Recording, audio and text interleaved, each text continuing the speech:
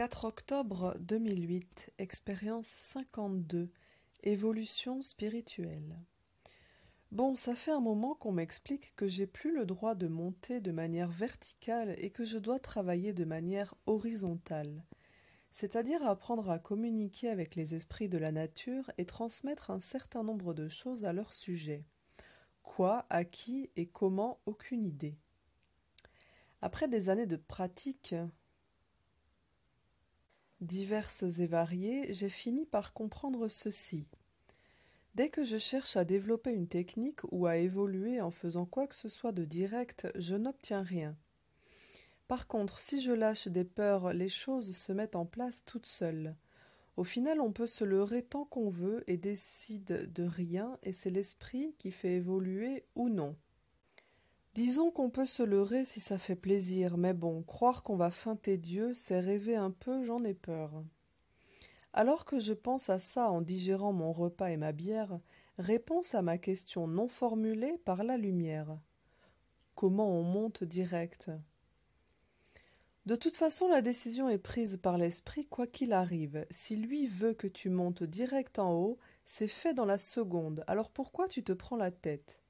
La question à se poser est: pourquoi l'esprit ne souhaite pas encore que tu montes? Pourquoi je ne peux pas monter direct alors? Parce que tu as décidé d'accomplir un certain nombre de choses, et tant que ce n'est pas fait, ça ne sert à rien de te laisser évoluer. Si tu parvenais à monter, tu serais obligé de revenir.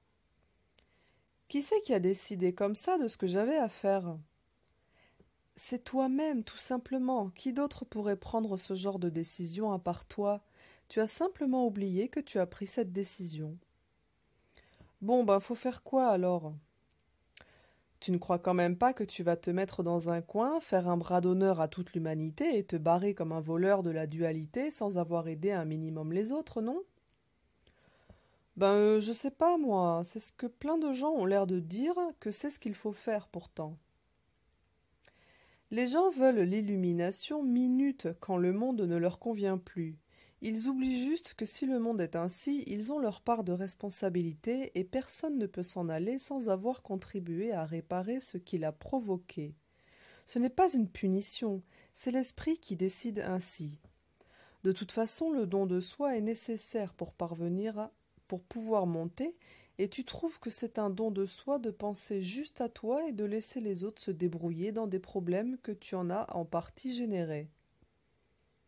Parle avec les esprits de la nature, contribue à transmettre leur existence aux hommes de bonne volonté, et ceux qui veulent réellement construire une société qui a un avenir avec la planète devront apprendre à travailler de concert avec eux.